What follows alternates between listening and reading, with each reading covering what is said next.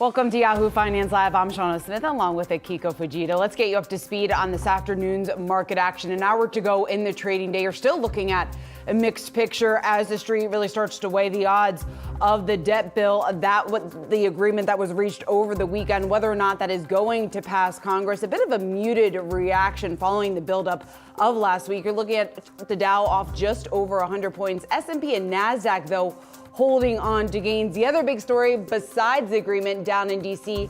is what we're seeing from NVIDIA. NVIDIA is certainly the outperformer in today's action. One of the big reasons why we're seeing technology the best performing sector today.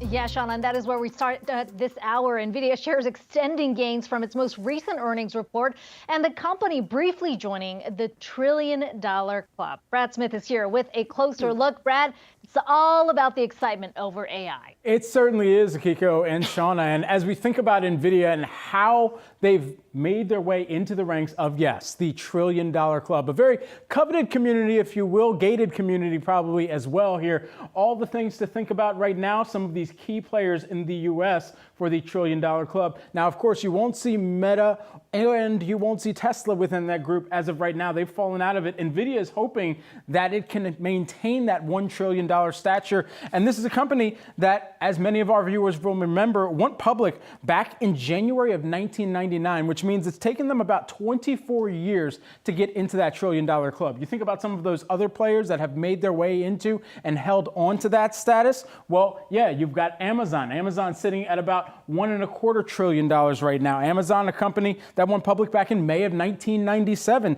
They hit the $1 trillion club in July of 2021. It took Apple a whopping 38 years to get into that $1 trillion club, a company that went public back in 1980. And of course, I'm relaying this back to the point when they did go public. And then lastly here, want to zero in on the company as well that took the shortest amount of time to get into that $1 trillion club. And that was Google. Google only took 16 years to ultimately, or should I say Alphabet, getting into that $1 trillion club. And so what has the fanfare been about? It's about AI. And of course, if you think back to the move that took place, not just the last earnings period for NVIDIA, where the stock absolutely skyrocketed, and it was really marvelous to watch here. And there you're taking a look at just this intraday activity that we're seeing where shares are adding on by about 3% here on the day. But over the past 5 days, and there you're seeing that move as the company had reported earnings and really talked about the demand in AI. And if you think about the layers of AI,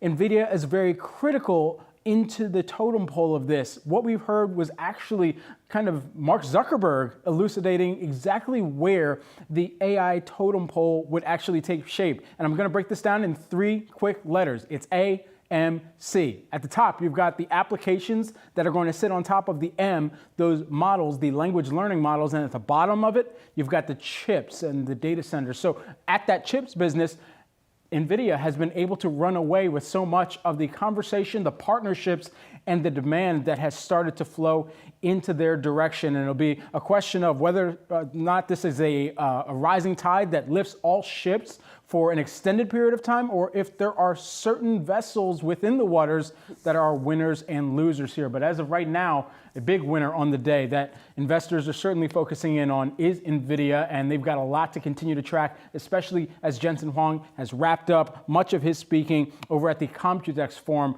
where he made some major announcements in the form of gaming, in the form of the chipsets, and what we expect to hear from NVIDIA on the demand front going on from here. Akiko and Shauna. All right, thanks so much for that, Brad. Well, as NVIDIA extends its rally, how much more room is there to run? Let's talk about that with John Vinh, KeyBank Capital Markets Equity Research Analyst. John, it's good to see you here. So certainly a massive milestone here for NVIDIA, something that no other chip company has been able to reach just yet. What do you make of this milestone, and how much more room NVIDIA has to run? Yeah, it's certainly impressive. I think it's something that they have earned. You know, obviously what we've seen with their most recent earnings result is probably one of the biggest beats in the tech industry seen in probably over a decade, right? I mean, expectations were that they were going to guide for $7+ billion in revenues. They came in at over $11 billion in revenues, which is absolutely phenomenal. Our price target for NVIDIA is $500. We see certainly more upside from these levels at this point. John, we heard Brad talk about where the bullishness has come through from. He talked about the conversation being driven by NVIDIA on the issue of AI, the partnerships in place, but at its core, it is about the technology. Help us understand how far ahead NVIDIA is compared to some of their competitors when it comes to GPUs, particularly at the center of AI. Yeah, I actually think that their differentiation and why they're so much further ahead is really has to do with their software, right? They've got kind of a CUDA software platform, and then they're also involved with all the researchers who've developed all these different AI models. And if you think back to just the background of how NVIDIA got it started in gaming, I mean, they've got millions of basically AI developers that are focused on the NVIDIA ecosystem. And it's really the software ecosystem that's going to give them a sustainable advantage for quite some time. Yeah, John, what does that timeline look like just in terms of the advantage that they have now? Is this something that maybe they would be worried about competitors catching up on in 5 years, 10 years? Just give us a better sense of how big of that first mover advantage they have. Yeah, I would say that they've got at least kind of a 5-year kind of gap with them and their next nearest competitor, which is probably going to be an AMD. But I would also say that this is a situation where this is a rising tide is going to lift all ships. And, there are going to be multiple beneficiaries here related to generative AI, but certainly NVIDIA is going to be the outsized beneficiary here, given its pole position. And there's certainly a lot of people who are watching what's been playing out with NVIDIA saying, it's great, NVIDIA briefly hit that $1 trillion mark, and yet, did I miss the boat? What about the valuation specifically on NVIDIA? What are other names that you think investors should be watching if it is about a rising tide lifting all boats? Yeah, we think 3 other names come to mind. I would say AMD, Marvell, and Broadcom. You look at AMD, obviously they're kind of an emerging competitor in GPUs on the data center front. They've got their MI300 product coming out later this year. They've got pretty de minimis market share in this market, and we actually think that they're actually going to put up some substantial design wins later this year. I think they're rolling out an MI300 AI training instance at Microsoft in Q4, which I think is going to generate meaningful incremental revenues for them.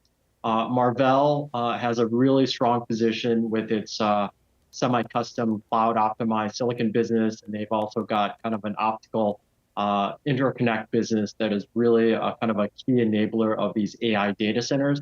And then lastly, Broadcom reports later this week on Thursday, they are kind of one of the primary manufacturers of Google's kind of TPU custom ASIC silicon, which is a key chipset that's used in kind of AI training and inference for Google.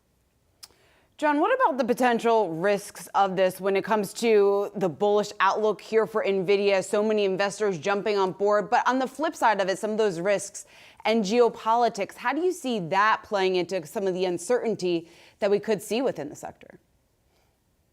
Yeah, I think there's a couple risks here, right? One, on the geopolitical side, right? The U.S. government is obviously involved with kind of a geopolitical economic war with China, and they've already levied sanctions already related to AI chips and what NVIDIA can and cannot ship to the Chinese.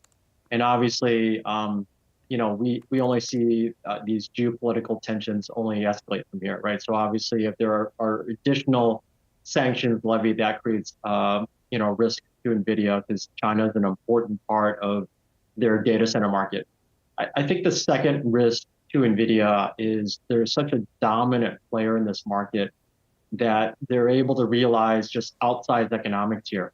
They're probably getting 75, 80% gross margins on their data center business.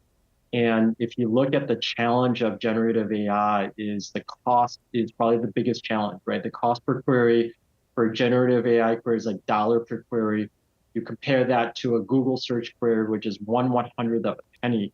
and there's really no business model in place right now. It's a very emerging market. So every CSP enterprise business who's kind of focused on generative AI is trying to figure out ways to lower the cost. And one of the ways in which you could do that is look at alternative solutions, which are pretty limited in the marketplace right now.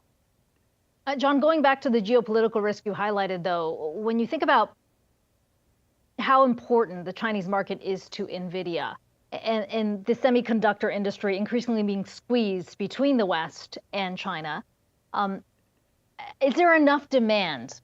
You take out the Chinese market, is there enough demand to hit those revenue targets we're talking about with NVIDIA, particularly around AI? I think if there's a sanction where the Chinese market becomes heavily restricted in terms of kind of these generative AI chips that NVIDIA can ship, I think it would be really hard for them to kind of hit some of the kind of the high expectations in data center that investors have. It's just too big of a market opportunity if you kind of remove that for them. All right, John Vinh, great to have you here. We're looking at a chart of NVIDIA up just over 3% today, hitting that $1 trillion market cap. Thanks so much for joining. Thanks for having me.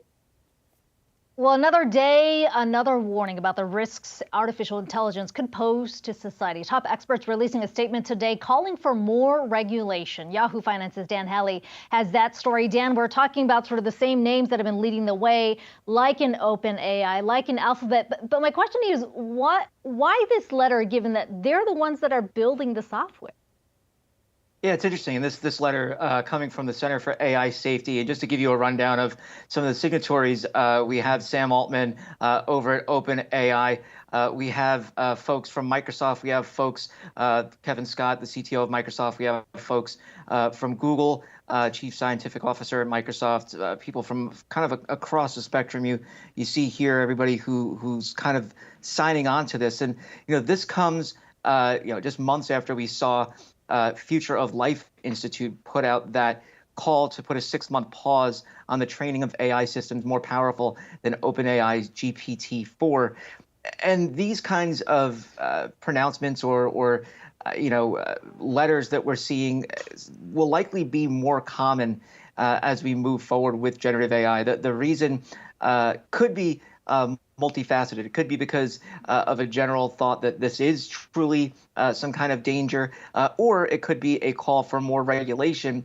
Some folks are saying that the businesses, the larger firms like OpenAI calling for regulation, would essentially allow governments to favor them since they're the larger organizations. Smaller groups may have a harder time being able to get regulations in place or abide by regulations. So there could be a number of reasons why we're starting to see these kind of percolate to the surface and this kind of pushback against AI from the very people that are putting it out there. And so, Dan, just put all this into perspective for us, because I think a lot of people, when they read some of these headlines, when they read some of these warnings, especially from the people who are behind the tech, they get a little bit nervous. So how real are some of these threats that we have heard about just in terms of AI and what exactly that means for humanity going forward? Yeah, Terminator's not going to come knocking on your door and stealing your sunglasses or whatever. He does that in the movie. What this means is it's just a focus on the I guess we could say, they say it themselves, this existential threat that could occur, right? I think that the bigger problem, and one that isn't pointed out here, this threat to humanity, is the real problems that exist today with AI. And those include things like disinformation, misinformation. I mean, we just saw a few days ago where the market reacted to a photo that was generative AI image of an explosion by the Pentagon, completely fake, right? But that's an issue that we need to talk about with generative AI. There's also the fact that the models that are used to run these AI systems are inherently biased just because of the people who create them. It's something that we've seen in the past. So those are issues, I think, that are more important to discuss because it's happening already in the here and now that should be addressed. I can't say whether or not AI is the same threat level as climate change or nuclear war. I'm I'm a reporter. But I do think that, those are really the issues that people should be focusing on rather than these, grandiose statements and having all these famous people sign on. Maybe just check it out and make sure that it's not able to put out photos, or there's some regulations around photos like what we saw the past couple of weeks.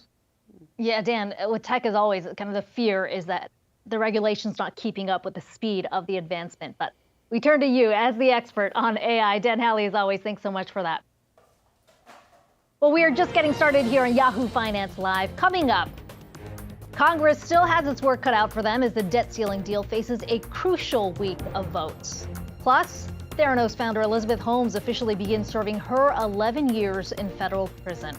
And Apple is betting big on India as the country has become an attractive alternative for doing business. Is India really the next China? We're going to discuss that and much more here on Yahoo Finance. We'll be right back.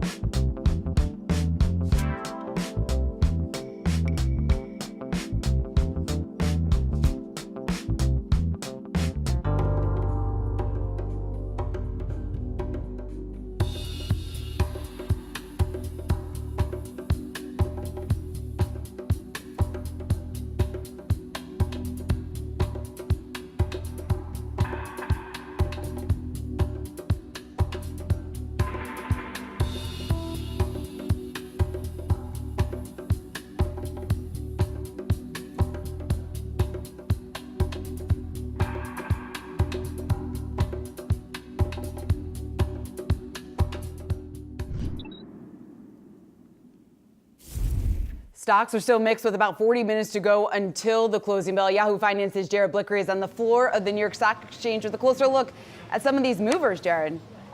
That's right, and another day, another green slash for the tech crowd here. I'm looking at the Wi-Fi Interactive Nasdaq 100 showing mostly green here. NVIDIA up another 3%. That is a $1 trillion story or thereabouts. But also taking a look at the sector action. Not surprisingly, tech in the forefront yet again. The trend this year, as we've been talking about, has been tech and the Nasdaq over the Dow, which is the exact opposite of last year.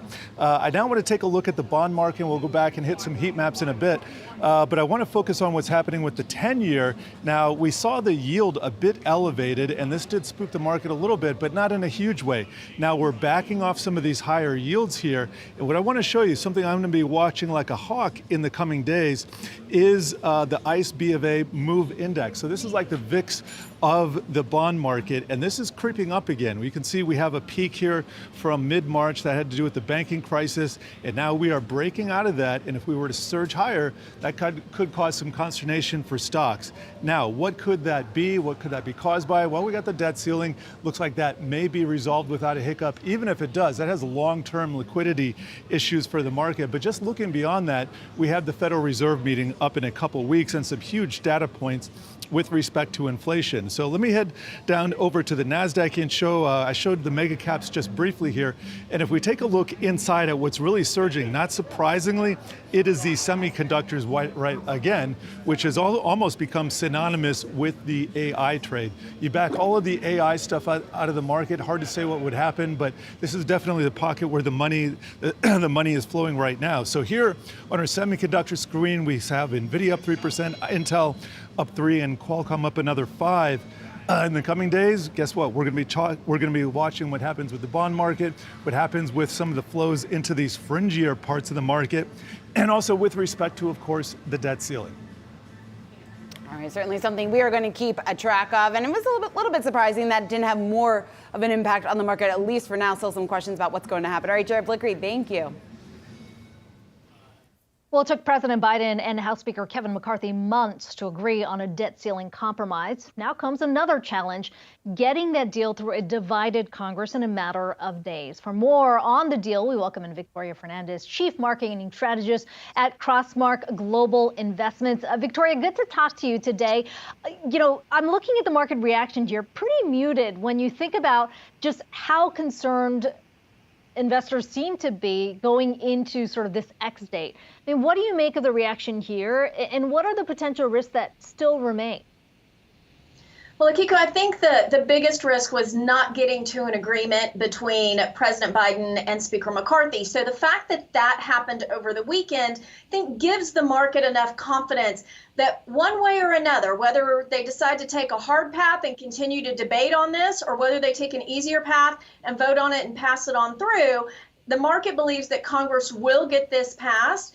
If it goes to the June 5th date, maybe one date more than that, but the market believes it's going to get done. I think the House Rules Committee is actually meeting right now as we speak to try to get it ready to go to the floor. So I think that's why probably we have a more muted response today. We saw more volatility at the end of last week when there was still tremendous uncertainty, but now some of that has been removed. Doesn't mean we don't have more volatility to go, but I think a lot of it has been taken out of the market. Victoria, what do you think all this does if, in fact, Congress does pass this debt deal? What does this do for the Fed's calculus in terms of the likelihood, how much does it increase it, that we will see another rate hike this next month in June? Well, I think it's not just the debt ceiling, Shauna. There's also the whole fact that the banking crisis has eased somewhat. That was a huge thorn in the side of the Fed and what they wanted to do in continuing to hike rates. So that's come off pace a little bit. The debt ceiling now seems to be like it's going to happen. We're seeing some weakening in some of the elements that the Fed wanted to see, not as much as they want, but some weakening. So I think it puts them in a little bit of a position where they feel like they might have better control of what's going to happen going forward. But we did have Barkin this afternoon coming out and saying, look, he's on the higher end. He still thinks rates probably need to be raised a little bit more. So I think June is still a live meeting. I know for a while everyone thought it was going to be a pause and we would be done, but now you've got Fed Fund futures showing you about a 65% probability of another 25 basis point hike in June. So the inflation reports coming out the day before the meeting will be key, I think, as to what they intend to do. And it doesn't look like inflation's coming down fast enough for them right now. Yeah, no question. We have seen a huge swing in expectations for the next Fed meeting. When you think about the data that we've gotten more recently, though, to what extent do you think the chances of a soft landing have increased? Yeah, I do think they've increased. I mean, no one wants to be a bear, and I have been more bearish, really thinking that we're going to get a mild recession later this year. I still think that's probably what's going to happen, but the probability of a soft landing has increased as you look at some of the economic reports that are coming out, and we're saying, okay, maybe we're starting to see some cracks in some of these elements and some of the leading economic indicators in the labor market. Obviously, this week is going to be really important to see what the JOLTS are doing, what the payroll report tells us. If JOLTS come down, right, if job openings come down, we get more people coming into the labor force, more participation, we see a little tweak higher in the unemployment rate, then I think that says, okay, maybe things are happening the way the Fed wants them, but I just don't think it's at a fast enough pace. So I anticipate they're going to continue to hike rates, which means more pressure on the market. Along with the 500 basis points they've already done, we still think we get a mild recession at the end of the year, supported by the consumer, keeping us from even a heavier recession. Victoria, how are you looking at the data coming out of the housing market? We had the Case-Shiller report this morning, home prices higher for the second month in a row. How does that factor into the inflationary story, the Fed story, then ultimately how the economy is holding up? Right, and you combine with higher prices of housing, the limited supply that's there. So as we learned in COVID, as your supply goes down and the demand is still there, you're going to get more inflation. So I think these higher housing prices could really be a sticky part, right, of the inflation. We've been seeing it in the rents. People anticipated rents would have come down more than they have. Zillow actually last month said rents went higher. So I'll be interested to see what that number turns out to be. But with interest rates higher, perhaps that pulls a little bit of the demand back. 30-year mortgage rates went to about 7.1% on Friday. So we'll see if that keeps consumers from buying homes out there. But with such limited supply, I think demand is going to continue to put some inflationary pressure. Yeah, housing market always kind of a leading indicator to see where the economy is headed. Let's talk about where the markets are right now, how you're positioning yourself. We've seen a lot of investors come on board here to talk about how they are bullish on the tech sector again. What are some of the sectors you're keeping an eye on right now? Yeah, so as I mentioned a moment ago, we still think at this point in time that we'll get a mild recession later this year. So we don't want to say we're completely risk on. You want to have some defensive posture in your portfolio. So do we have exposure to tech? Absolutely, we have exposure to tech, to NVIDIA. AMD is a name that we like.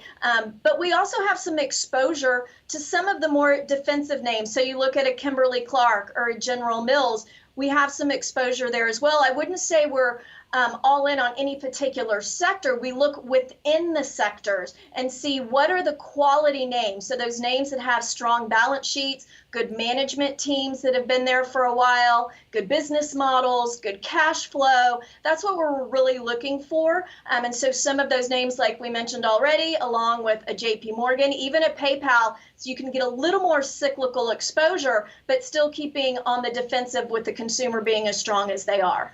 Victoria, what about the small caps, some of the names that haven't participated in the rally so far year to date with so much of the focus on those large cap, especially the large cap growth names? Is there an opportunity within some of the smaller players? There can be. Now, if we're going into a recession, even if it's a mild one, we know that small caps are probably going to get hurt more than the large caps in that play. So maybe now is not the exact time to chase after the small cap market, especially when we've seen breadth be so narrow in the leadership of this market. I would wait until we see breadth widen out a little bit, maybe see some of the financial, some of the energy names come back into play a little bit and get a little more support for a sustainable rally in the market. And at that point, then I think you could go ahead and dip your toe back into small caps and start building them as the economy gains strength at the beginning of next year. Some good takeaways there. As always, Victoria Fernandez, Crossmark Global Investments. Good to talk to you today. My pleasure. Shares of Paramount riding the high from an upgrade last week from Loop Capital. You're looking at the stock gaining just about 6%. Yahoo Finance's Alexandra Cannell has the story for us. And Al, you can see it in the reaction in the share price. There is a lot of excitement around this upgrade. And this is rare from Paramount, right? I mean, the stock is up 6% today. On Friday, shares closed up 6% on the heels of that upgrade. Loop Capital boosting the stock to hold from sell. Also reiterated its price target of $14 a share, writing in a note, quote, "We no longer believe the downside is that much greater than the upside," adding that the financial pressure surrounding the company is going to force Paramount to find a buyer. So that M&A speculation really driving shares today. We also saw on late last week that BDT Capital Partners fund a $125 million preferred equity investment in National Amusements, which is the holding company for Paramount with Sherry Redstone at the helm. That investment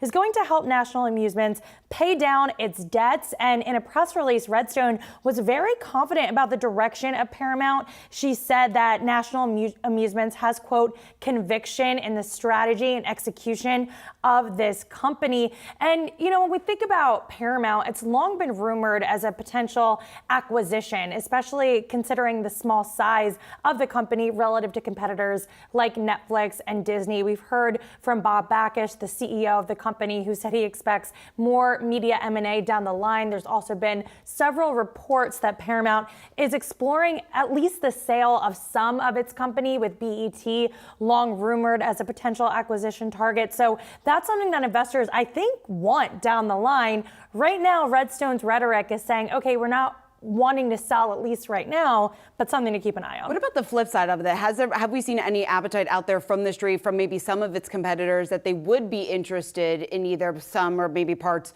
of Paramount Global, just in terms of the fact that they aren't able to win with their streaming efforts alone? Yeah, and I think Paramount has really good content, right? Yellowstone, the Top Gun Maverick, they own a lot of really strong intellectual property. So if you're a streaming giant like Apple, for example, and you want to boost up your library, this could be a potential acquisition target for you. I think the problem that's going to plague Paramount is the CBS networks, right? No one really wants to own cable right now. And also you have a very difficult macroeconomic environment. You want to make sure that you're selling it for the right price. But I do think in 2024, 2025, especially when this M&A really starts to pick up, this is one company to watch because they just have a lot of valuable assets. And I think they're going to be able to get a significant amount for them. It just depends what and at what price. Yeah, exactly. All right, shares up just about 6% today. Alexandra Canal, thanks.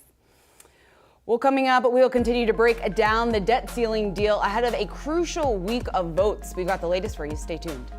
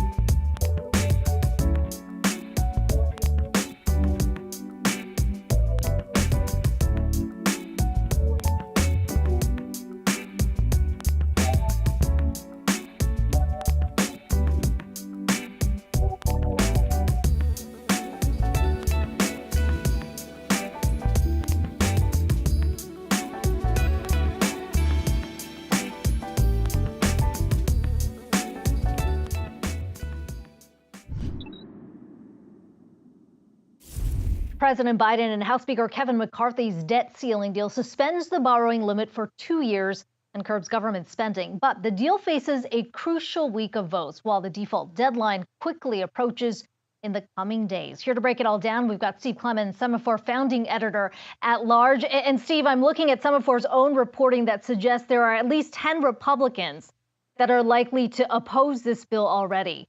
Are there enough Democrats supporting this bill to get it across the line, at least in the House? Well, our Semaphore team thinks there are, and they think that this bill, when you kind of get into it, you kind of look at all the pieces, there was some serious negotiation going on there. And clearly the Freedom Caucus, Andy Biggs, a number of people that are to the right of Kevin McCarthy did not get what they want. And they also feel a little bit betrayed by him, I think, right now. And we're seeing how that all sorts out. But right now, as I understand it, my people are telling me there may be up to 100 Democrats that jump on and support this bill. So it will be a truly bipartisan bill with the overwhelming bulk of both parties supporting it if things go the way they look this moment.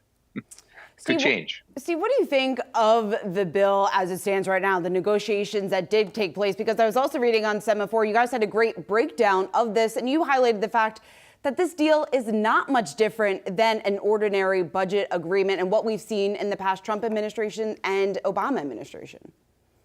Well, I mean, I think that you really hit it on the head. I think that this bill is not radical, but certainly Joe Biden did some things he didn't necessarily want to do. They did raise the age limit on work requirements for the SNAP food assistance programs from 50 to 54. That was a red line for a lot of Democrats. You know, you had certain other elements there where they didn't want to freeze spending back in that. They're going into election. They wanted to basically be able to raise spending in a lot of non-defense discretionary accounts. So when you sort of look at that dimension of it, and the fact that Joe Biden said he wasn't going to negotiate at all and didn't talk to Kevin McCarthy for about 100 days.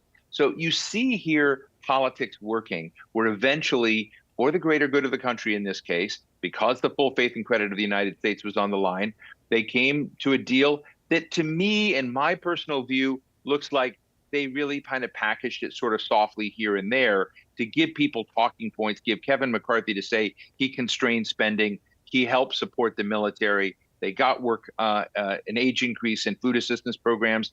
So there were things that the Republicans got that they can go to their base and say, we really delivered to you without it having tipped over the ship.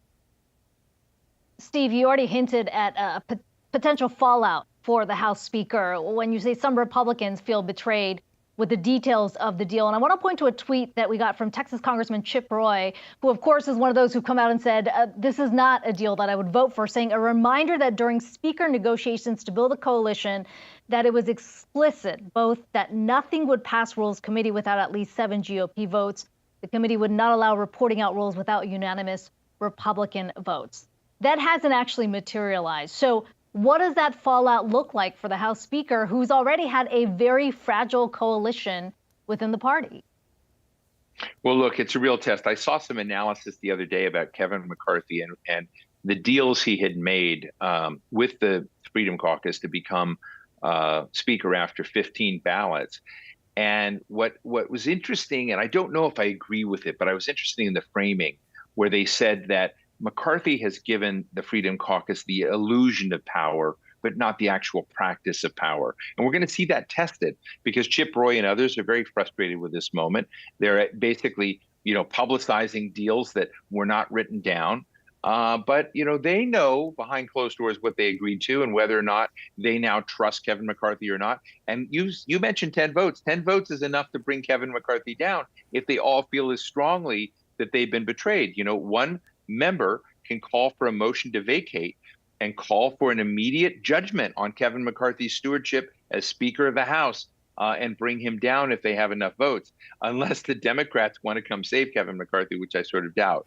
But I think in this moment, right now, we've seen Kevin McCarthy do far, far better than many of us expected he would do. He delivered a bill. He got it through. It wasn't a crazy bill. He negotiated with the president, and a lot of what they wanted is in this final package. And so at the end of the day, you have to look at the fact that the Republican base is not pounding on Kevin McCarthy. They sort of like him. His popularity is high. So it puts the Freedom Caucus in an awkward position taking him on if they try to take him on after this. Steve, what about the timing of this and how this could potentially play out in the Senate? Because now we have this June 5th date, but we've heard from a couple of senators, Lindsey Graham being one of them. We also heard from Mike Lee saying that they're going to do everything they can to slow this process of it getting through the Senate. Well, I mean, that's a real problem. And I don't know, frankly, a default is a default. And I get a little text every morning from a senator's office, from somebody in his office who sends me the official national debt amount that day. And it's around 31.461 trillion to be precise, around that level. So we're a little bit over the 31.4 trillion. So they're already kind of goosing the numbers a little bit in how they move things around. But, you have to sort of take the Secretary of Treasury at her word at an element when she feels, looking at the various accounts, income and expenses, when they're going to hit and cross that line and have to bump up beyond that 31.6 trillion substantially. And a default is a default. And we are already on rocky terms with a lot of rating agencies. And I think that after getting a deal like this, I don't know what Senator Graham has in mind about why he would want to slow a process where Mitch McConnell and other people have said default is not in the works. The only one that was playing with the question of whether there would be a default was Kevin McCarthy. So why others would now join that once they get beyond essentially the appearance of a deal kind of boggles the mind. We heard the president say when announcing this deal that, look, this is a compromise, which means not everybody got what they wanted. And yet there's a few things, sort of that stand out to me. There's the student loan pause that's no longer on pause. Right. And then, of course, the additional work requirements here, particularly around programs like SNAP. Who takes the bigger political hit on the back of this, if in fact the deal passes in its current form? Honestly, I think given, I think it's fairly even. I know that's that's cowardly of me to say in a way, but I actually think that Joe Biden and his team got most of what they wanted. They lost things like IRS enforcement. Who cares, right? 10 billion. Now it's part of basically income to the government. You had slightly tweaked age requirements. You have certain things, but I have to say, across a lot of independents in the country, there's sympathy with some of those views that Republicans express. So I think that the president was able to maintain the structure of the federal assistance programs in mass in a way that I think Kevin McCarthy was trying to dent on the front end of this. So I think at the end of the day, the president came out a winner, but Kevin McCarthy didn't come out a loser. And that's how I would frame it. Which is why we've seen the left wing of the party and the right wing sort of come out and say, this is not something we like. Well, I tell you, when they were getting closer and closer to deal, our folks at Semaphore kept saying, as they got closer and closer to deal, those wings of the parties were getting more and more frustrated with the process. Some of them just didn't want to deal. The sign of getting to a deal was a worry for them that their champion was compromising. I found it funny to watch. We'll see if it gets through the House. Steve Clemens, Semaphore founding editor at large. Good to talk to you today. Great to be with you. Theranos founder Elizabeth Holmes has reported to prison to start serving her 11-year sentence. Holmes, who was once a darling of Silicon Valley with promises to revolutionize the blood testing industry, was found guilty in January of 2022 for defrauding investors. Yahoo Finance's Alexis Keenan has been following this case from the very beginning. Alexis, what can we expect now that Holmes is in prison? So Holmes is going to have to live with the reality that this is a federal prison and these sentences are tough. She is serving 11 plus years behind bars. And yes, there's a possibility that she could gain some credits in a federal program for an early release. But look, these sentences are difficult to shave off time from what is handed down. Now, this federal women's prison, it is all women. Holmes surrendered just a little bit over an hour ago. You can see some video of her there walking with some prison escorts into the facility. And where it's located is just about 100 miles northwest of her hometown in Houston. It's in Bryan, Texas. And this is one of 7 federal facilities like it in the country. But Holmes will have to share share a room with other inmates, probably 3 other inmates. She will have no access to the internet as we know it. She'll have some capability to use an intranet prison system that prisoners can use, but those are not in their rooms. She'll also have to sweep and clean her floors. She will have to report to work. And in exchange for work, this is required in these facilities, Holmes and other inmates, they can earn as little as 12 cents per hour and as much as $1.15 per hour. She'll also, most importantly here, have to say goodbye for now to her 2 young children, very young children. She can have visitation only on the weekends with family and friends, visitation with attorneys and others who are involved in her appeal. She's also appealed her case to an appellate court. They are able to meet with her at different times, but visitation is really limited, as are phone calls, as are video calls, 15 minutes for phone calls, 25 minutes for video calls, and they cannot be made during working hours. And these are full days of work at these facilities. Now, just to go back for a minute, Holmes was ultimately sentenced by a jury in Silicon Valley for lying to investors in her company. She raised about $1 billion from some very high-profile folks. Also, she ended up being convicted of 4 counts of wire fraud and conspiracy. Also, her former boyfriend and COO, Sunny Balwani, he was also convicted in this same scheme. However, he was convicted on all 12 counts that were brought against him. Holmes is appealing her case, and so that will take some time to work its way through the appellate system. And we don't know at all at this point whether she will have an opportunity to have any of her convictions overturned. So, Alexis, how does this compare to other executives who've been convicted of corporate fraud? Yeah, so take a look at a list here. This certainly isn't a comprehensive list, but at the top there, the late Bernie Madoff, he was ultimately convicted for his Ponzi scheme that he was taking dollars from his investors. He was sentenced to 150 years in federal prison. Ultimately, he was said to have stolen about $20 billion from his hopeful investors who entrusted him with their money. Also, the late Bernie Ebbers, WorldCom CEO, he was sentenced to 25 years for inflating the company's financials to the tune of about $11 billion. He drained the company of its market cap, arguably, and that was about $180 billion before the company went bankrupt. Also, you have there Jeff Skilling, Enron CEO. He was sentenced to 14 years in federal prison on 18 counts. He was convicted for hiding the company's financial losses.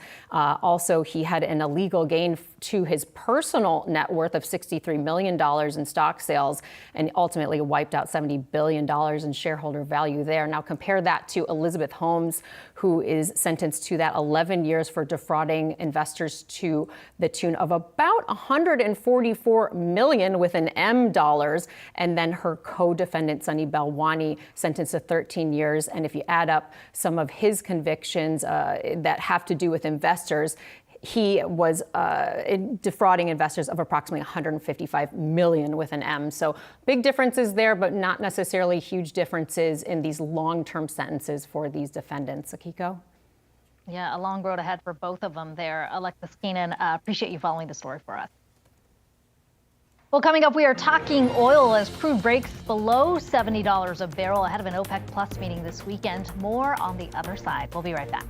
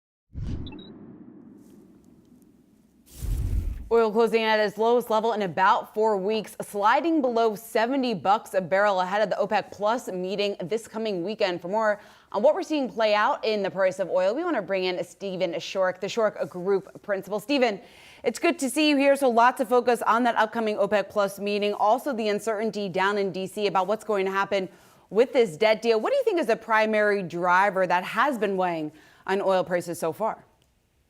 Well, certainly, I think the debt ceiling, and with regard to are we or are we not going into recession? We know that Germany, Europe's largest economy, is in recession. So how longer can Europe and or the United States hold out? So certainly that is a contributing factor. We also have the never-ending story of COVID, rumors that there was another outbreak in China, and that has been the bull's biggest trumpet right there since the first quarter. That is to say, China demand is going to be stout this summer. We haven't seen it yet, so that is certainly starting to weigh on the markets and moving some speculators, some bullish speculators outside. So essentially what we're looking at is a fundamental overhang in the market with regard to economic contraction. Now we've also had, of course, some technical signals that are pointing bearish. And so we've got the ingredients now for that dip below $70 today. Yeah, I mean, looking at where prices have been and where OPEC wants them to be, clearly not at the $80 a barrel level. We've got the June 4th meeting coming up. Are we expecting any move on that front in terms of production cuts? Yeah, I think certainly this is going to be a discussion because we had the announced production cuts a little while ago. We had a brief pop in price, but we've been heading steadily lower at this point.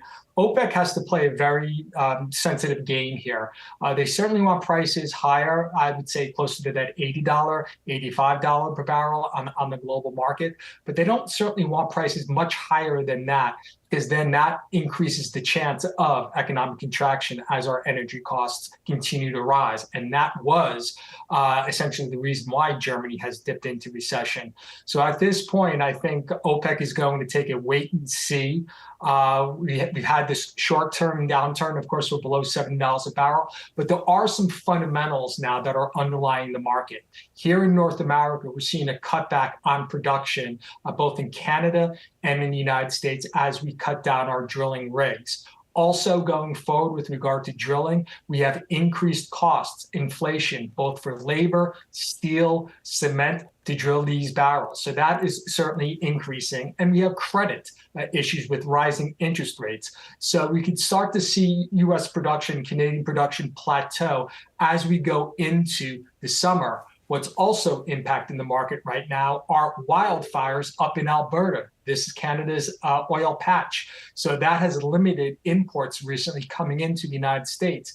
And of course, this past weekend, Memorial Day, is the start of the summer holiday season. So demand for gasoline, demand for jet fuel is about to increase. So we do have these underlying fundamentals. I don't think OPEC wants to get ahead of this with regard to demand and pushing prices up too much going forward.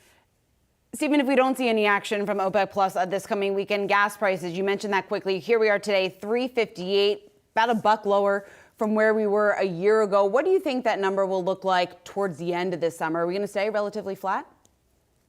Oh, right now, yes, I do think we are, again, barring a recession, a severe recession here in the United States. Our modeling had taken the oil prices down into that low $70 range. So, of course, we've broken that today. So I do think we're now plumbing the lows that we've seen in the market. So at $3.58, as we go into the summer, we're going to start to see demand increase as the weather warms. Refinery production has been stout, with some refineries running at 97% of capacity. So they're really churning out a lot of product. So this product coming to the market, kind of juxtaposed with demand, I think will balance out, and I think we'll see steady prices going into the end of the season, which would be, of course, Labor Day in early September. Some welcome news there for drivers this upcoming summer season. Stephen Schork, always great to have you, the Schork Group principal. Thank you. Well, coming up, we're counting down to the closing bell on Wall Street. Stick around. We'll be right back.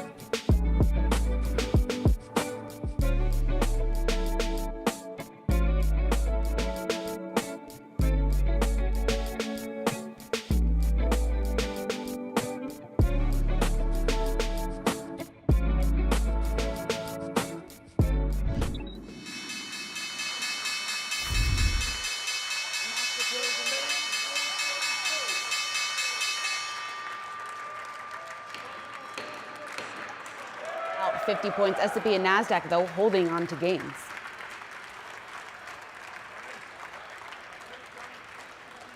All right, let's take a look at some of the individual movers today. One of the big stories we've got to talk about, NVIDIA shares are rising, closing up just about 3% in today's trading session after the company surpassed the $1 trillion market cap evaluation. Just briefly, though, the surge in NVIDIA stock comes following this AI craze that we have certainly seen play out, not only in NVIDIA stock here, Akiko, over the last several trading days, but also in a number of its competitors, a number of names that even mentioned the words AI in their earnings call are getting some of the love that investors and some of the excitement that investors are feeling surrounding AI right now. We were just talking to John Vinh from KeyBank last hour, and he was just talking about the first mover advantage that NVIDIA clearly has within this space, and he thinks they're going to be able to maintain that first mover advantage for at least 5 years.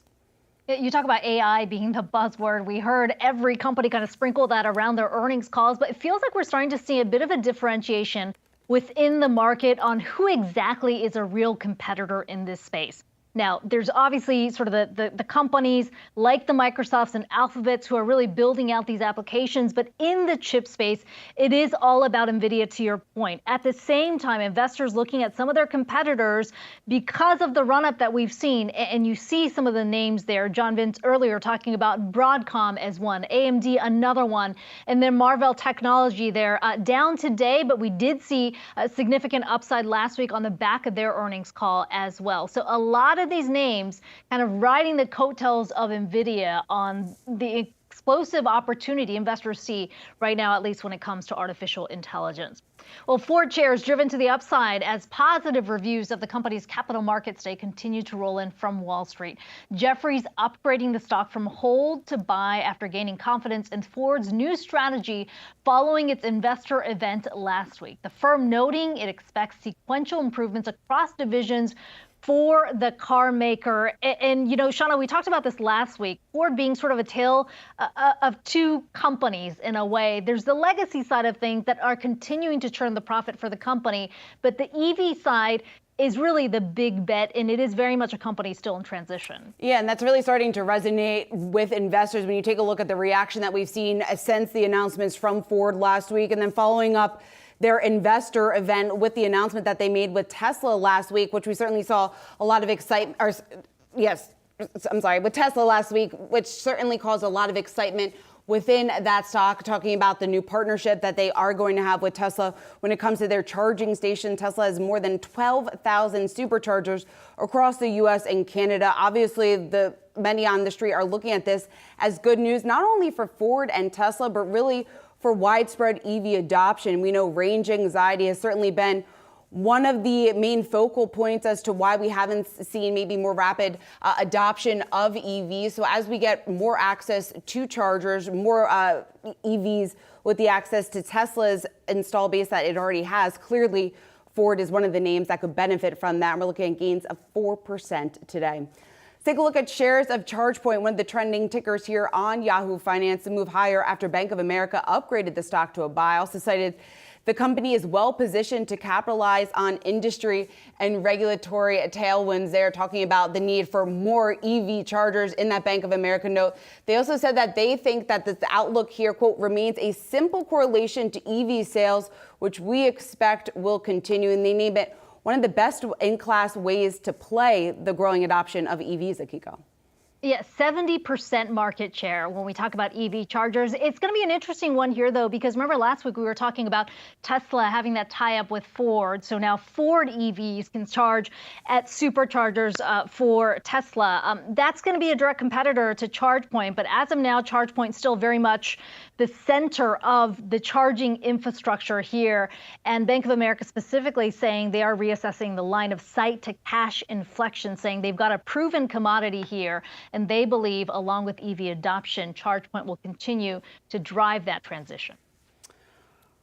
All right, well, the debt limit agreement forged by President Biden and House Speaker Kevin McCarthy faces a crucial week. And if this deal does reach the finish line, it may serve as a precedent here for the debt ceiling process. With more on this, Yahoo Finance's Rick Newman. And Rick, what do you mean about that, just in terms of what this could mean going forward? Well, for debt ceiling geeks, one of the interesting elements of this deal is that it does not actually raise the borrowing limit, which is what we basically has been the custom. What it does instead is it just suspends the debt ceiling. So what Congress typically does is they actually add dollars to the borrowing limit, so it goes up by another $1 trillion or another 1.5 or 2 trillion or whatever the number is. That is not what's happening this time. They're actually using a point in time. So they're saying we are suspending the debt ceiling. In other words, there is no ceiling whatsoever until January 1, 2025. And the point of that, obviously, is to get past the 2024 elections and then kick it into 2025.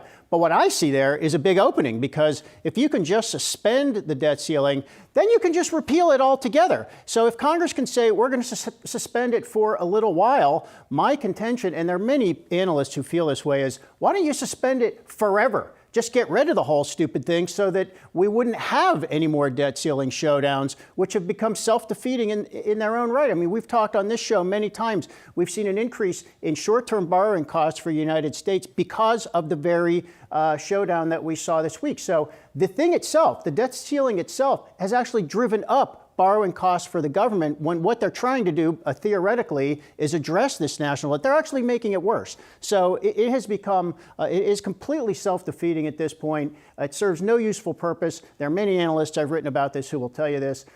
We should just get rid of it. And maybe if we're lucky, that's what Congress will do in 2025. Yeah, a number of economists are saying that we should get rid of this. Rick, what do you think about this deal right now? The fact that it would extend beyond the 2024 election, just how significant that is for the White House, is it? This whole thing is small potatoes, this deal. So, you're going to hear the politicians congratulating themselves. We made a deal. It was tough, but we did what needed to be done. They could have just raised the debt ceiling without any of this. So, I mean, to get a little bit into the details, it's going to freeze spending for only 15% of the federal budget. So 85% of the whole federal budget is exempt from this deal, and they did absolutely nothing to address the real problems, which are mostly it's healthcare costs, but it's also Social Security. The three big programs are Social Security, Medicare, and Medicaid, almost untouched. Social Security and the other one completely untouched. And some of these so-called budget cuts are sort of like handshake agreements. They call them side deals that may not actually be in the legislation. And it's like, this is a suggestion, which we might cut this in the future, which means, guess what? Ain't ever going to happen. So, okay, we're going to get a little bit of spending cuts, but it's not going to add up to much. And then what the Congress is going to do in the future is they're just going to overrule a lot of this through future legislation. Why do we do this? Why do we do this? It's all avoidable. It's so Hopefully stupid. They're listening to us and they'll be able to suspend it for the foreseeable future. Right, Rick Newman, great stuff. Thanks so much. Well, coming up, home prices increasing for the second month in a row after 7 months of declines. We're talking the state of the housing market on the other side.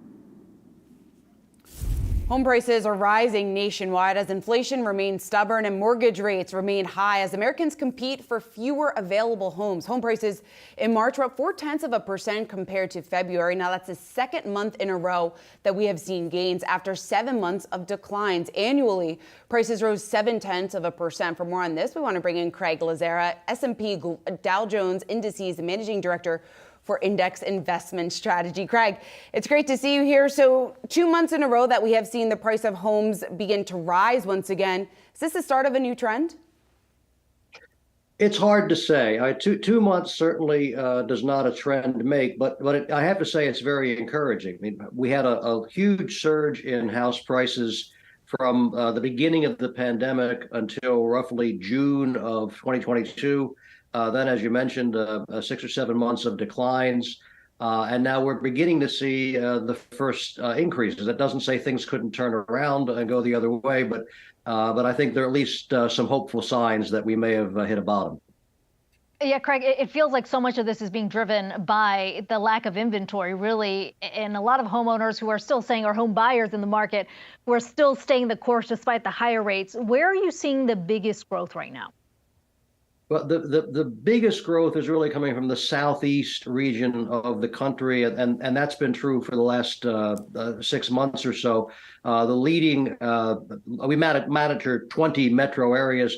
The biggest increase in the last month was from Miami, followed by Tampa, followed by Charlotte. Atlanta is typically in the mix as well. So very strong growth in the southeast.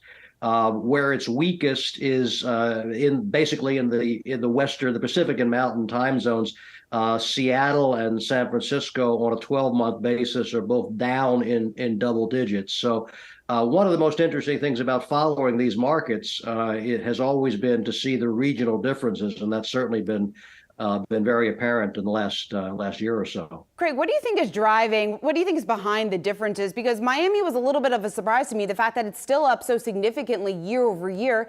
And this is a city that has seen a tremendous amount of price increase over the last 2.5 to 3 years. Yeah, I think the only insight I can offer, but I think it's an important one, is if you look at any studies and from any number of places on the extent of internal migration, it's not hard to find out that California is losing population, for the first time in its history, as far as I'm aware.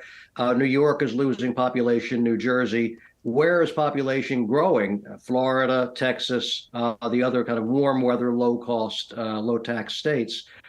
So you have this big demographic surge moving toward the southeast, and it's not surprising given that we see the regional patterns that we do. I mean, you'd expect to see house prices be relatively strong in areas where there's internal migration, prices to be relatively weak where there's out migration, and that's more or less what we're seeing. Craig, you talk about some of those markets that we saw strength pre-pandemic that have obviously moved to the downside.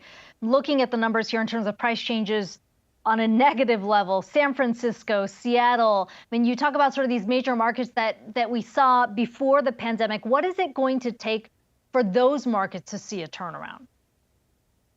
Oh my goodness. I think that California is having to deal with an outward migration. You can attribute that to any number of things. I mean, if you pick up any story about San Francisco, you'll see mentions of rampant homelessness, crime problems, lack of law enforcement, and so forth. It's expensive. We know that. Tax rates in California are very high. We know that. All of those things together have helped, in my view, to produce the trend toward outward migration. Now, on the other side, the technology business, of course, is dominant in Silicon Valley. It's not surprising that California has held up as at very high housing prices, even though they've come down. To me, it's part of what has to be, I think, figured out is what is the future of remote work? Are people able to have jobs at Apple and Google and NVIDIA now, the big Silicon Valley companies, and have to be there, or are they allowed to work remotely? Because clearly one of the things that's driven a lot of the trends in the past several years has been the rise of remote work. I have 3 colleagues normally in our New York office every day who are in Texas and Florida now. Those are just the three I know about. So if write that on a large scale, and it's a difficult environment for places like California to overcome. It's certainly extremely challenging for those types of cities. Craig, what about when we talk about the overall challenges, obviously, that are facing the housing sector right now? Higher mortgage rates are obviously one of those headwinds. Also, just a slowing economy. What's your assessment of that and what that means more specifically for home prices here in the near future? Well, both of those things are clearly headwinds. Interest rates now, mortgage rates are certainly dramatically higher than they were a couple years ago. By historical standards, they're not so bad at all. But there certainly has been a trend for people. If you've bought a house with a very low mortgage or refinanced to a low rate over the period of extremely low rates, it's understandable that people would be reluctant to let go of that attractive rate. So that's clearly a headwind as it becomes more expensive to own as rates go up. And then the other, I think, is the uncertainty level. I mean, what does the economy do? I mean, do we manage to come to a slowing of inflation without a full-fledged recession? I mean, obviously, if that's possible, and I'm not certainly going to forecast that it is or it isn't, but if that's what happens, you would expect that to be relatively benign for housing prices if we have either continuing high inflation and higher rates or a recession that successfully reduces inflation. Either of those things would be bad from a housing standpoint. So it wouldn't shock me if prices remain, at least have some tailwind for the next several months. All right, Craig Lazara, great to have you. Thanks so much for joining. Thank you. Still to come, Bud Light and Barbie. We will go around the horn and check in on some of the top trending stories of the day. Stick around.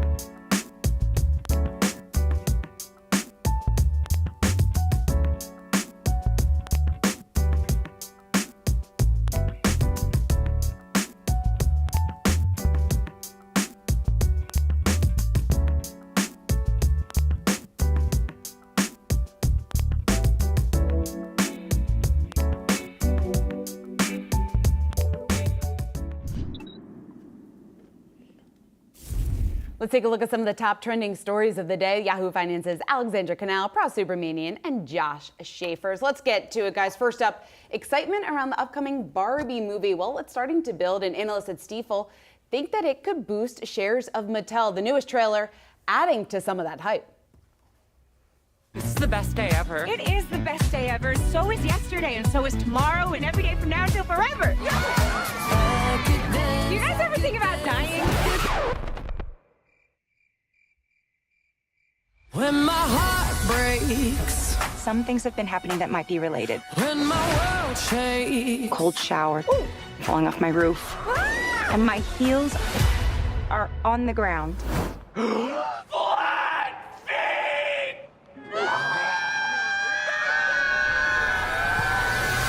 I'm not sold on it, but that doesn't really matter because a lot of people are very excited about it. Let's just talk about how big Stifel thinks that this could potentially be here for Barbie and for Mattel. So they estimate that Barbie could potentially bring in $400 million at the box office. And Allie, the theory here obviously is that the higher box office means bigger profits for Mattel. Yeah, and that 400 million number, that's up from previous estimates, 325 million. So Stifel anticipating more upside. And like you were saying, it's not just at the box office, but also for this company's bottom line.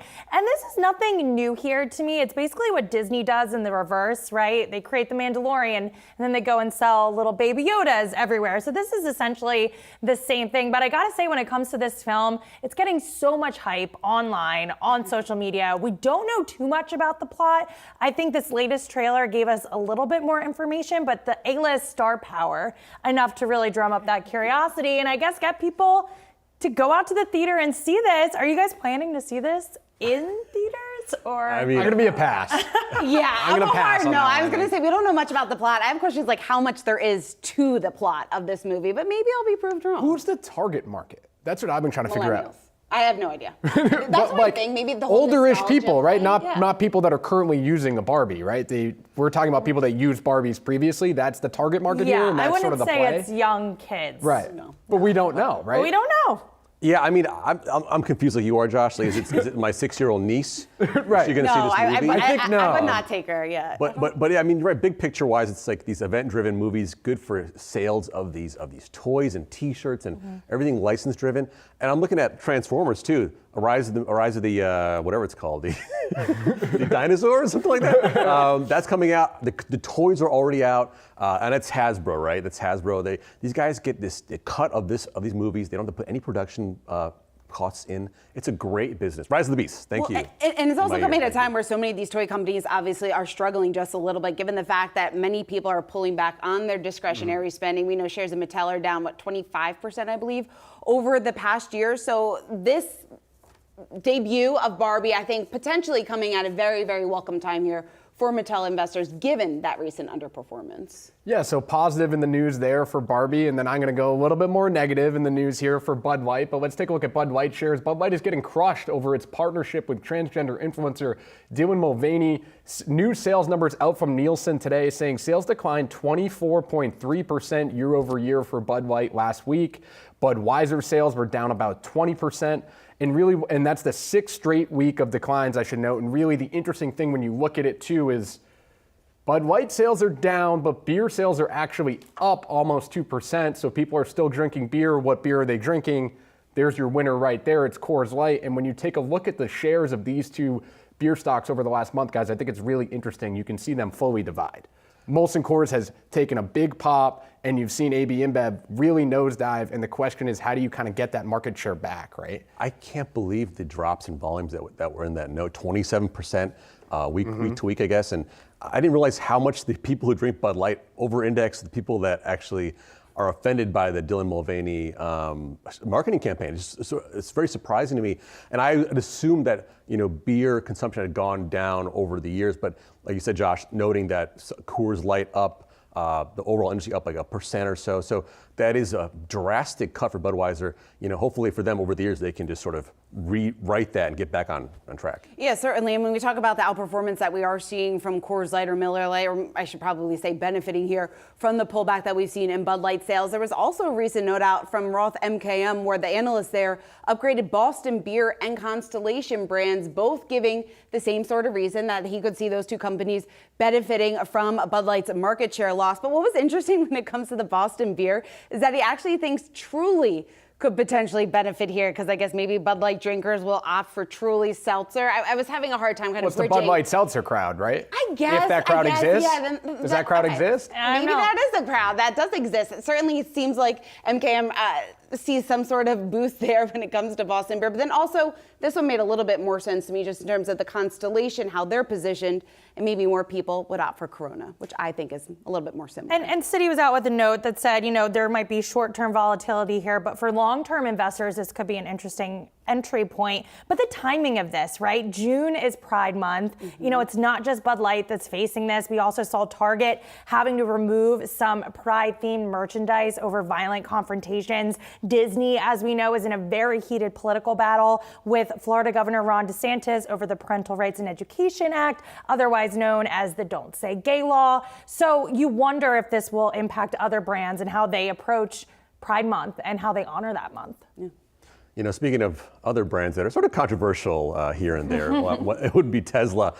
Kathy Wood's ARK Invest, big bulls there. They're actually having new commentary on the Cybertruck. Analyst Sam Corris talking about how maybe Wall Street is underestimating the effect of the Cybertruck, counting the fact that they have 1.5 million pre-orders plus Google search data showing that there's trending higher for demand there. Not only owners of trucks looking at the Cybertruck, but people in states that buy trucks are actually searching more and more for the Cybertruck. That's a big deal. ARK says that the consensus here is for around 50% EV penetration by 2030. That's what the White House wants. The EIA is even less bullish on that. But ARK says they think that EV penetration will be 70% by 2027. That is a big number, and they believe that that'll be driven by costs, battery costs coming down, the cost of cars coming down. That'll open up sort of demand lanes for those EVs. So a big call here, and they have a $2,000 price target for on Tesla. The 70% number seems kind of crazy by 2027, first of all. And then second of all, I think just because people are driving trucks doesn't mean that they're going to drive a truck that looks like the Tesla Cybertruck, right? When I think of a truck driver switching over to EVs, which I think is a big leap to begin with, to start to think about that process and that demographic that drives trucks to then switch over to EVs, I'm thinking a lot closer to a Ford F-150 Lightning and a car that looks like a traditional pickup, not the car we're showing on screen that looks a little futuristic, and I don't know if traditional truck drivers are going to necessarily love this that. looks like to me much more of a niche market than when you bring up the F-150 Lightning, because we have seen the sales there have been extremely strong. They've been surpassing really what Ford had expected to see, at least in the first year since the launch. Whether or not that momentum can continue, at least it looks like it is for now. But in terms of the Cybertruck being that successful, I take a little bit of issue with that, just given the look at it, given the fact that I don't think they are going to be attracting that traditional pickup driver. And then also when it comes to the pricing of it, how much is it? Do you know? Well, when they first announced it, they said $39,000. There's no way. There's no way. It's usually going to be 75, 80 and above, maybe even 100K for that original, the first model, and we'll go from there. So, and that's going to price a lot of people out at that price point. Also, ARK basing this on Google search trends. I mean, of course people are Googling this truck. It's getting a lot of play. It looks a little ridiculous. I Google a lot of things. It doesn't mean I'm going to go out and purchase it. So again, I agree with you guys. I'm not buying the demand there. Not buying it. Some people, though, love it. I would never spend $100,000. Let's see it on the road first. Start selling them before we think that they're going to sell this many. There we go. Yeah, we'll see what the pickup looks like. All right, well, coming up, Apple betting big on India. And as the country becomes an attractive alternative for doing business, is India really the next China? We'll discuss on the other side.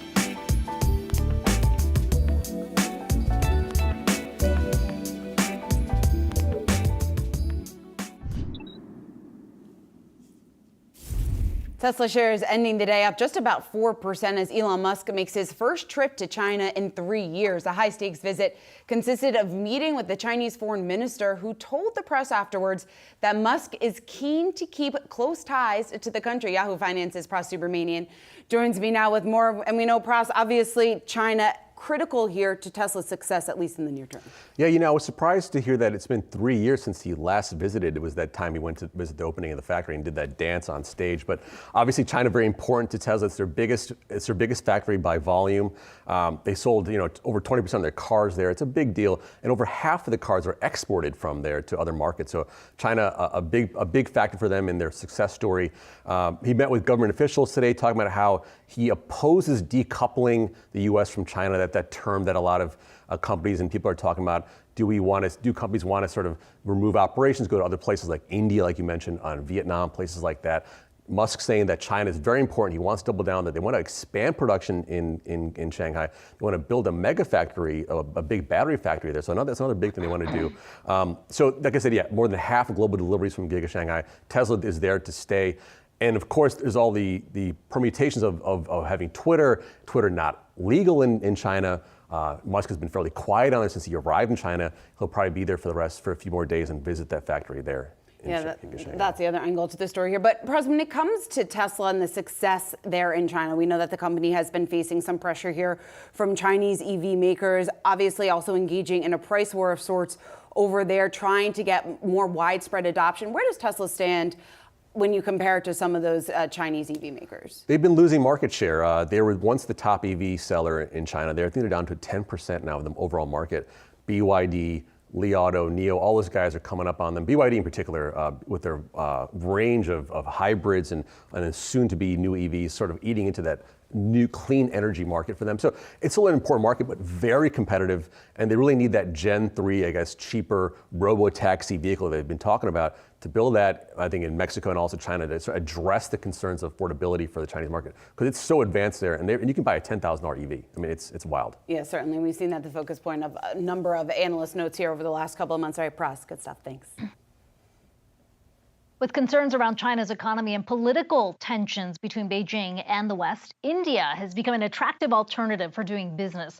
The country remains the fastest growing economy in the world, with the population to rival China's, and it's a big reason why Apple is betting big on the country. But is India really the next China? Joining us now is Willy Shih, a professor of management practice at Harvard Business School. Professor, it's good to talk to you today. Amid all of the discussions about India being the next big market, I'm thinking back to 2014, which is when India said they would make this big push as the next design and manufacturing leader in the world. How is this opportunity different this time around? Well, India has been talking about the great opportunity. I think one of the things that's really different is, we saw during the trade war during the Trump administration, a lot of people kind of were steadfast in their interest in China, including companies like Apple. But, in some sense, I'd say the real turning point was a year ago, April, when we saw the lockdown in Shanghai and because of COVID. And that was when a lot of people said, I've got to diversify my supply chains. And then when you look at some of the really labor-intensive operations, like, for example, assembling iPhones and things like that, where are your alternatives? Well, you can go to Vietnam, but Vietnam is kind of filling up. India is, large population, large market as well. So I think that was probably a turning point, if you will, where people started to say, I got to try to make India work. That demographic comparison, population, is a big reason why so many have compared India to China. And yet you think back to past entries from especially multinational companies like Amazon, the hiccup's always been about the infrastructure in place. It's not a unified market, or as unified as it is in a place like China. To what extent has India really corrected some of those hiccups?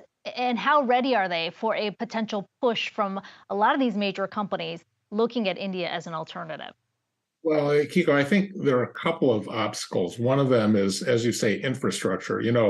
China built a lot of infrastructure. They built export-oriented infrastructure ports, rail, roads to get exports out.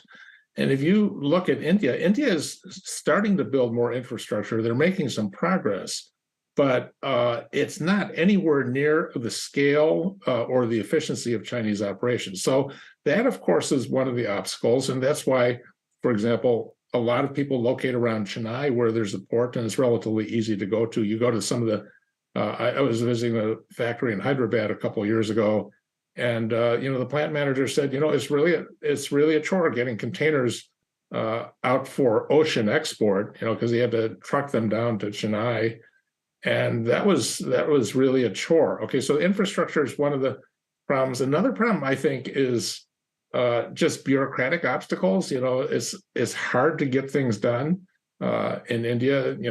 They're working on it, but that's kind of an ongoing problem. And then the other big thing people always complain about is the supply chain. Let's say you're going to assemble iPhones in India, and I think in April they were up to about 7% of Apple's total production, from 1% a year before. But most of the components still have to come from China, so there's still the logistics costs. You have a huge logistics burden getting all that stuff into the country, and then just getting the workforce. It's a little different than China. It's been more challenging to manage the workforce. We've seen companies like Wistron, who was manufacturing for Apple, among others, run into some difficulties just in managing labor. It's kind of different culture. So there are a lot of challenges. They can be overcome, but it's not a walk in the park. Yeah, I mean, let's elaborate on the workforce part, because when you think about who's been in India, you've got Samsung, you've got some of the Chinese smartphone makers. In some ways, you could argue the groundwork, the foundation for a big name like Apple to enter the market has been laid out there.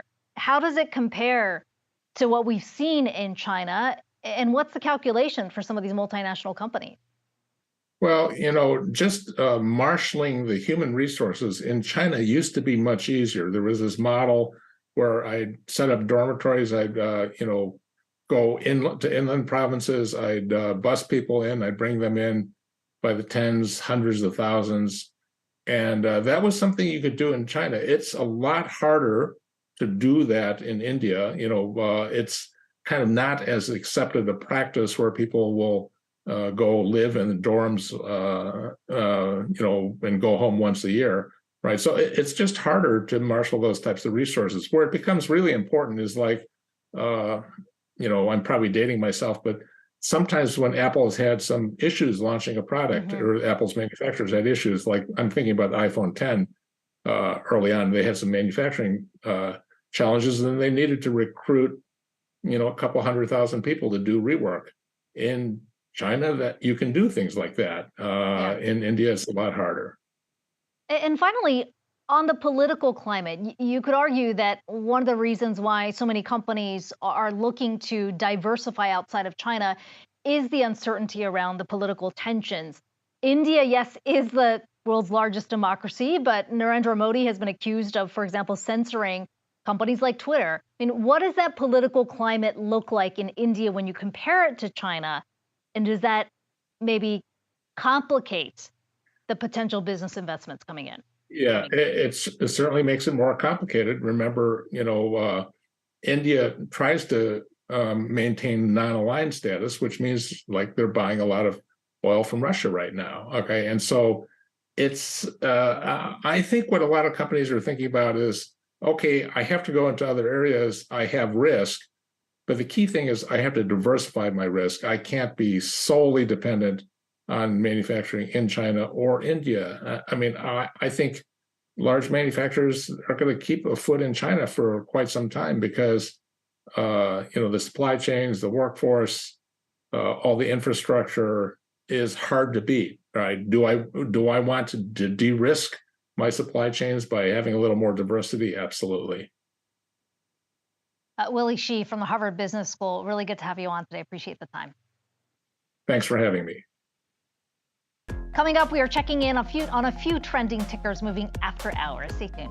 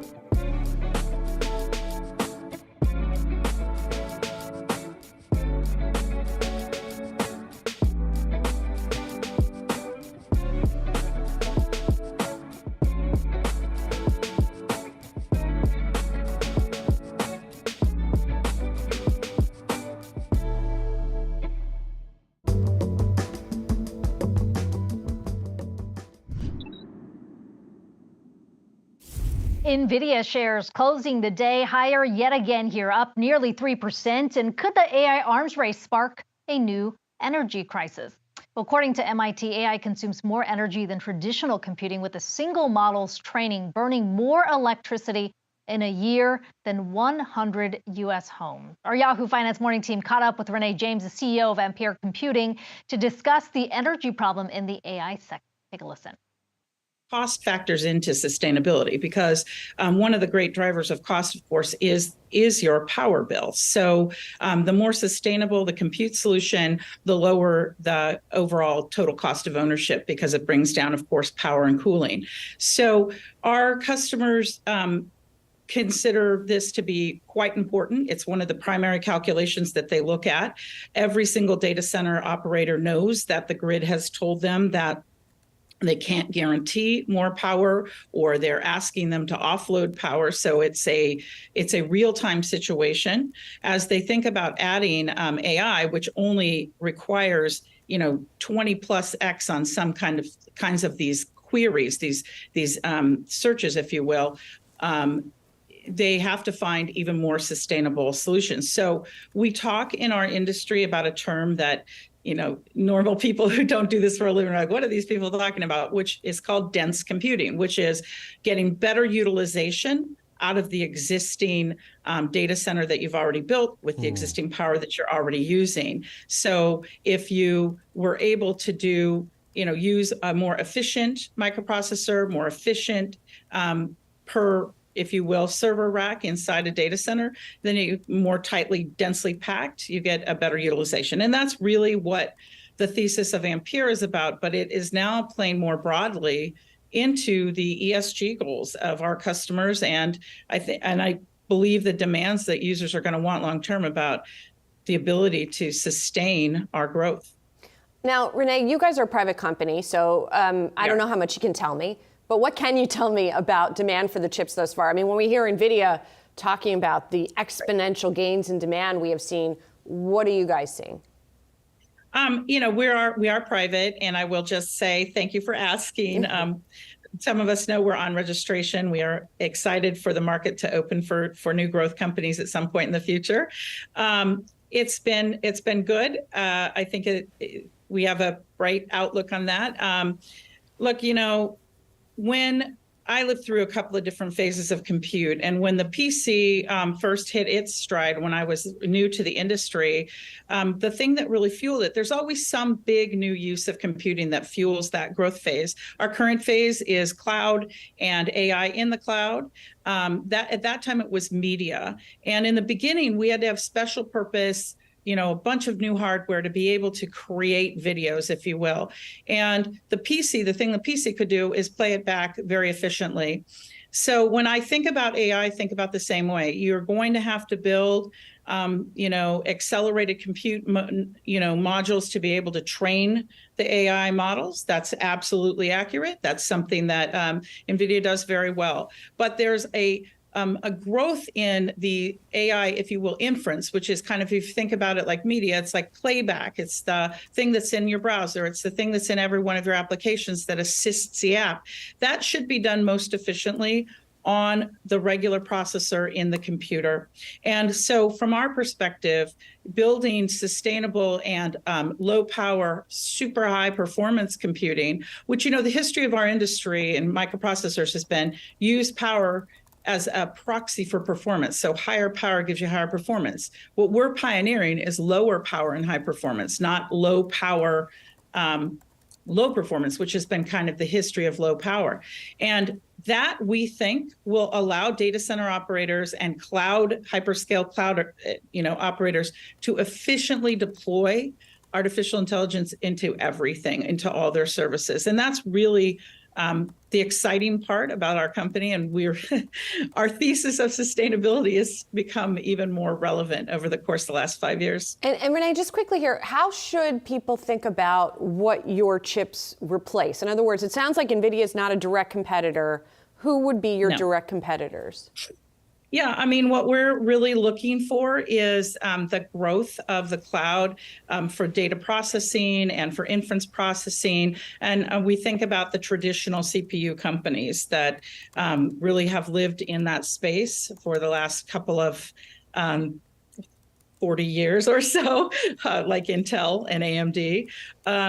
NVIDIA is a great partner of ours, and they are doing accelerated compute and very exciting things. And I'm really, I'm always happy for someone who's doing well, because this business is so difficult. And, certainly NVIDIA has been after it for 30 years, so it's exciting for them. Renee, even prior to the latest wave of focus around AI and chips and how they play a role within generative AI and other uses, there's still the larger geopolitical overhang around chips right now. How much of that is continuing to be a factor in where AI can have its next leg of growth? Yeah, I think, for the traditional compute part of the business, that thankfully has not been a tremendous overhang for us. I do think for the predominance of the long-term AI, we'll be able to do, the non-training portion, and a lot of the general purpose use of it will be able to be done on processors that are not currently subject to export constraint. I don't know. I think that's there's a lot of discussion going on. There's a lot more to be discovered about what we should and shouldn't do. It's always difficult. In the beginning of a new phase of computing, this always happens. We're not clear on, what are the things that we should hold tight or we should deploy widely. And I think we're going through those discussions right now with the Commerce Department. Our thanks to Renee James there, the CEO of Ampere Computing, as well as our morning team at Yahoo Finance. Now time to look at some of the big after-hours movers here. Shauna, what do you see? Akiko, we've got three names. We have HP Box and HPE. So let's break it all down here. HPQ, starting it off there, losses of just about 2% here in extended trading. A disappointing report from the company, really taking a hit from the slump in PC sales that we have been closely watching here. Net revenue for the company missing expectations, falling 22% from a year ago to $12.9 billion. HP's personal systems, that segment falling 29% when it comes to their sales. Printing revenue, that was off 5% on a year-over-year basis. All of this overshadowing their EPS beat. The company did report 80 cents a share for the quarter. Year to date, we're looking at gains of just about 15%. But again, in extended trading, shares under pressure following that sales miss, off just about 2%. Switching over to Box, we're looking at gains of about 3% there. Pretty strong report here from the company. A beat on both the top and bottom line. Sales up 5.6% from a year ago. The company also raising its full year EPS guidance. That came in better than what the street was expecting. CFO Dylan Smith making some positive comments in this earnings release, saying that we are, quote, reiterating our target of delivering revenue growth plus a free cash flow margin of 35% in fiscal year 2024. Obviously, the street a little bit encouraged by that. Year to date, we're looking at losses of just about 10%. Over the last year, the company barely in the green, up just about 4.5%. So certainly a name to watch at tomorrow's opening bell.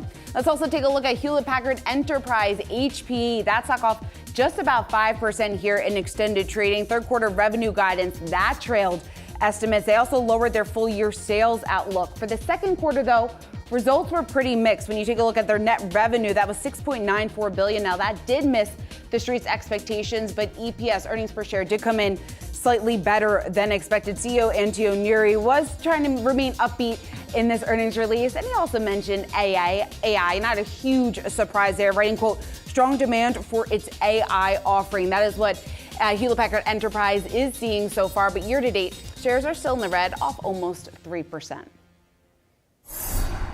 Well, it is closing time here at Yahoo Finance. Here's a look at some of the top stories of the day. Nvidia briefly joined the $1 trillion club on Wall Street at the open of trade, but as the session wore on, the stock cut some of its earlier gains. Shares of the chip giant closing just above $400 a share, with a market cap of $990 billion. To achieve that $1 trillion level, the stock would have to close at $404.86 per share. The moves in Nvidia helping lift other chip stocks on the day as well. The other key story for investors, the debt ceiling deal. While President Biden and House Speaker Kevin McCarthy reached an agreement, getting the deal through Congress before the deadline may have some hurdles. Some conservative Republicans have threatened to block the bill from getting to the floor. But after the House Rules Committee met earlier today, one of them does appear to be ready to move forward. Republican at Kentucky Congressman Thomas Massie telling reporters that he is likely voting yes to advance the debt deal. And finally, Elizabeth Holmes is in prison. She reported to federal prison camp in Bryan, Texas this afternoon to serve out an 11-year, 3-month sentence. The facility is about 90 minutes outside of Houston, and reports say her parents were with her when she arrived. All right, well, that will do it for us today on Yahoo Finance Live. Thanks so much for tuning in. We'll see you right back here tomorrow afternoon. Have a good night.